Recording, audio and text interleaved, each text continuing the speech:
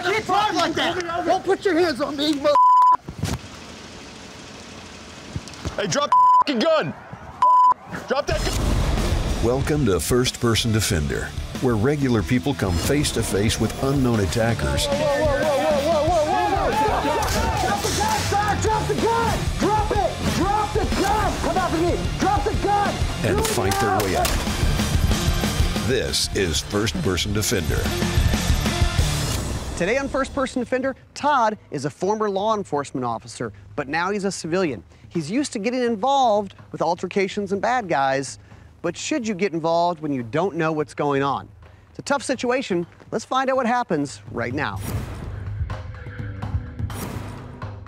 These force-on-force scenarios use training guns that fire non-lethal projectiles. My name is Todd. I'm from South Louisiana. My background in firearms, I joined state police out of college and never touched a pistol before joining state police, so all of my background is with law enforcement. The reason I train is pretty simply, I have a family. I got 3 little ones at home, and I would do anything to protect them. So I always have a gun on me. Today, I think I'm gonna win the fight. So right away, one thing stands out to me. Todd says he's gonna win the fight, and that's the attitude you absolutely have to have if you're gonna be a concealed carry permit holder. I like Todd's background. He's got some law enforcement. He's still involved in training. He's involved with legal defense for, concealed carry permit holders. So his mind is continually involved in this type of activity. I actually expect great things from Todd in this scenario. I really think he's going to use good verbal commands. I think he's going to use position to cover. I think he's not going to brandish a firearm unnecessarily. However, you never know what anyone's going to do.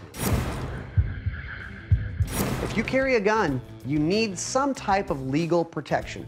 If you get into some type of scenario like you see on this show, U.S. Law Shield is one of the ones to go to. They have hundreds of thousands of members who trust them for legal representation in the event of some type of self-defense scenario. Check them out, U.S. Law Shield.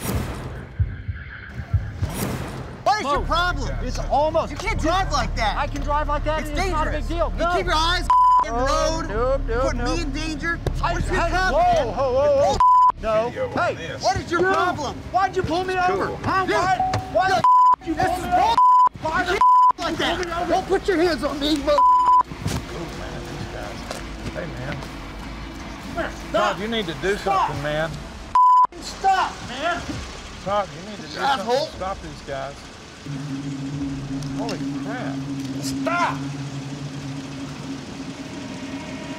Hey, drop the gun!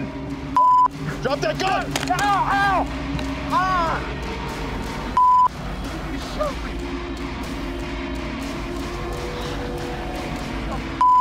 Shoot me for? What the? Dude, the you doing? You could get hurt, dude. You could get hurt. You don't know who I am. Dude, get the down.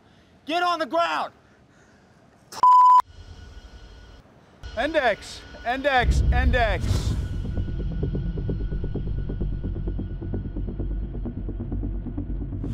Tell me what happened. We were driving up, saw 2 white males having a physical altercation, a verbal altercation. Then it turned into a physical altercation. I saw the male with the red shirt pull a gun. He was trying to grab his gun. I was giving verbal commands to him to drop the weapon. Didn't identify himself as an officer of any kind. He continued to have his hand on his gun, and I shot him because I didn't want him to shoot the victim. I was trying to conceal the gun behind my back leg. I was getting cover. I was just trying to think about what's going on, what's happening. I was looking around, see if there's somebody behind me. I was just trying to see if there was anybody else involved with this situation, before I drew my gun and got shots on target. What do you think happened here? I mean, what are you thinking in your brain? What I'm thinking right now is I'm hoping he's not an undercover cop. That might be one of the mistakes I just made. I hope I shot the right guy. What if I told you that the guy that was on the ground just hit a little girl down the street and this guy just ran after him and found him. And they were fighting over that. Well, I understand that. I understand if, you know, somebody hit your child or somebody, you want to go after him, kill him. Is that the right and what you're supposed to do? Absolutely not. You're supposed to notify police and let them handle that situation. Yeah. What if he wasn't going to kill him, though? Well, he's going for a gun. He's in a physical altercation. He's not dropping it. So it looks to me like he wants to kill him. It's a tough battle, right? We gotta hash that out in court. For centuries, shooters have trusted Colt firearms. Of course, they make the Python, they make a lot of 1911s, including the Defender in 3-inch. Trust Colt for your next carry gun. All right, so we're back here at the truck. Here's what happened. Here's what I saw. I saw you come out here. I did see the gun present, but then as you started talking, you worked your way all the way around to the front. At which point, this is where you were given verbal commands. You saw the gun, you presented your gun, and then you kind of stayed here. So one thing people need to know is try not to break cover, right? Yeah.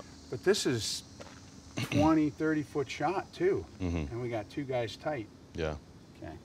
So we've got a target down there, and to make this more interesting, let's bring in somebody to be the bad guy on the ground, because it's easy enough to shoot at that paper target. But let's put a live person in there.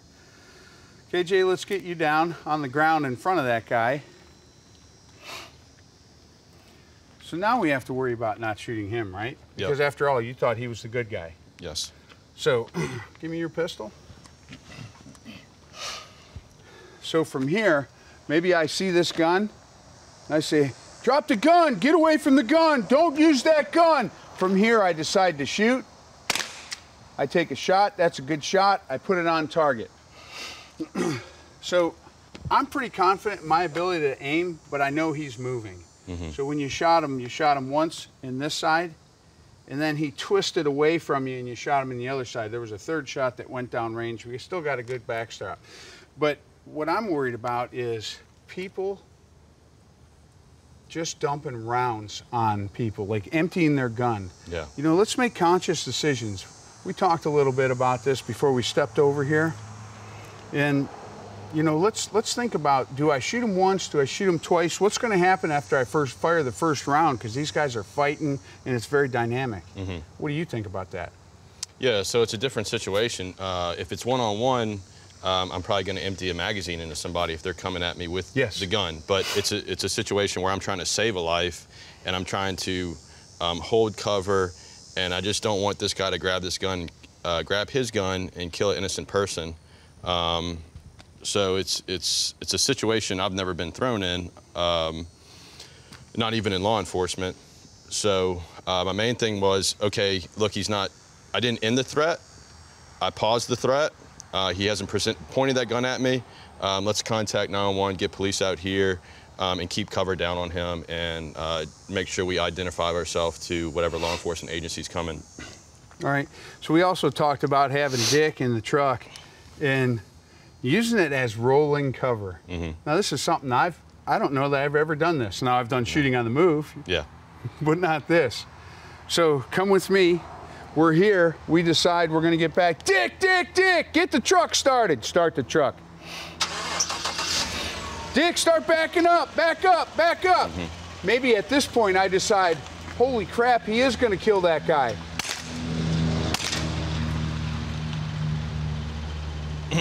Yeah. Maybe we do something like that.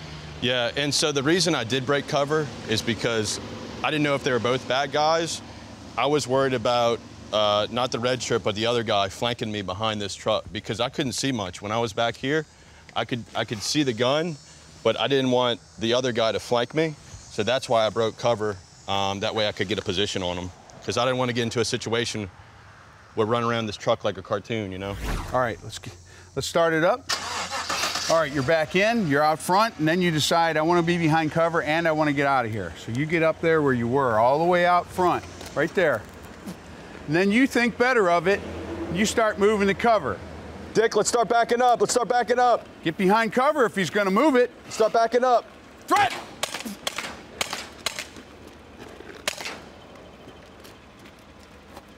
Good. All right. So unfortunately, we're kind of moving at a little bit of an oblique.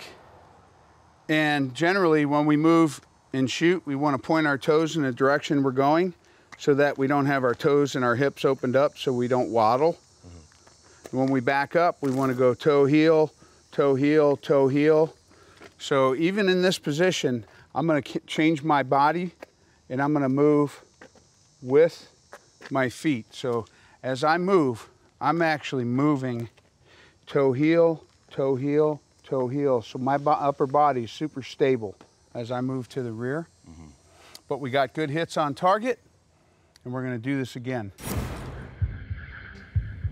When responsible citizens want to be able to carry anywhere, everywhere, no matter what, a lot of them turn to the Ruger LCP2, a very small pocket pistol-sized gun. Could be in the pocket, could be in a holster, but it gives you a lot of options and ways to carry. Comes in .380, also comes in .22 as a trainer. Check out the Ruger LCP2.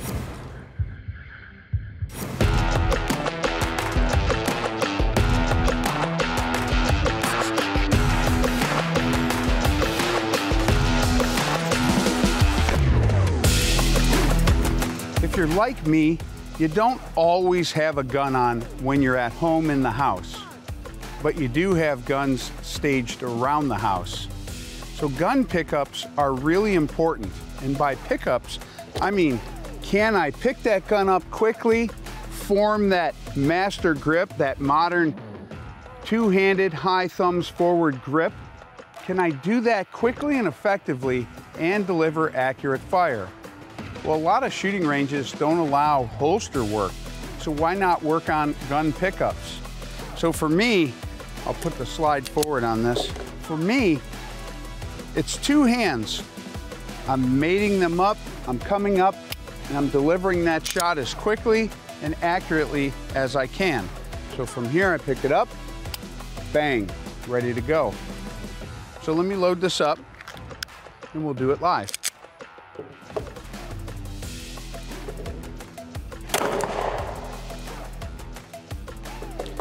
I'm obtaining that master grip, gun comes up, deliver the shot. Once I've done that single shot a bunch, then I start doing controlled pairs.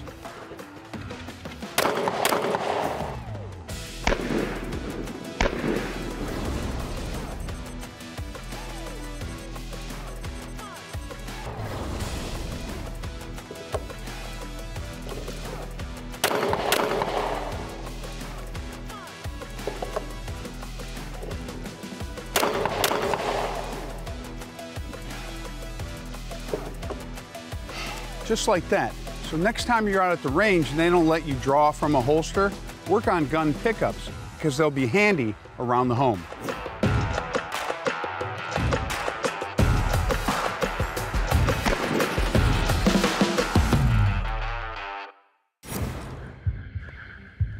New from Springfield Armory, the Prodigy, a double stack 1911.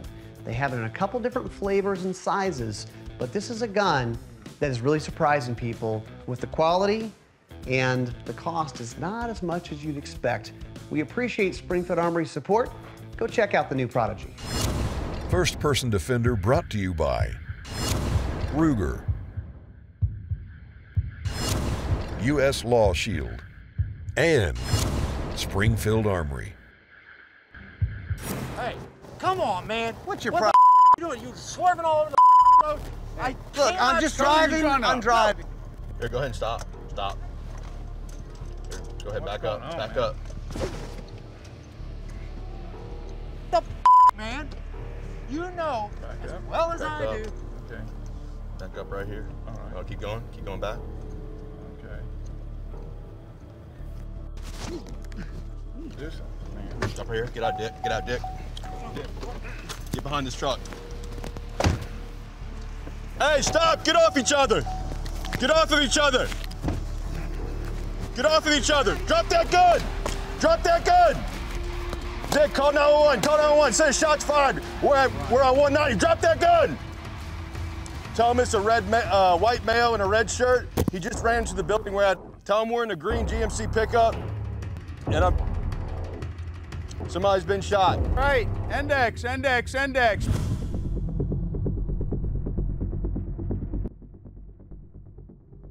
seem a little more worked up about it this time. Yeah. So what happened? I'm with my older friend, Dick, who is unarmed. We see two white males fighting, verbal altercation. Can't really see a gun from where I'm at, so there could possibly be a gun, so I get Dick to park, not just behind cover of this building, and that's I instruct Dick to get behind cover, get behind me. I got a gun, I know he's unarmed. At that point, I start trying to give loud verbal commands to these guys fighting. I see a gun, I tell him to stop. I can't get a clean shot off target. That's a long shot. That's a long shot. I don't want to hit an innocent person. I have him call 911, identify ourselves, identify the vehicle we're in, identify the bad guy who just ran the building, give him the address, and let him know I still have my gun on the door where he ran in. You definitely did good things. You stopped a long way off. Very uneventful for us watching it. There was quite a fight going on here. Being the second scenario, you and Dick are a little tighter. Yes. So you guys had talked about things. So how did you get him to stop? Well, he was filming. He said, look at this, look at this. I already knew that Dick wasn't armed. I asked him if he had a gun on him. And I knew he's in a bad position. So I pleaded with him, hey, just go ahead and stop, put your phone down. And then I'm getting behind cover, get behind me. Yeah, that way he could safely, I can keep a gun on bad guys. He can safely call 911, identify ourselves so the cops don't come on scene and shoot us. So a little bit of pre-planning. Yeah, and isn't that how people should operate in real life? Absolutely. Especially if you're carrying a gun? Absolutely.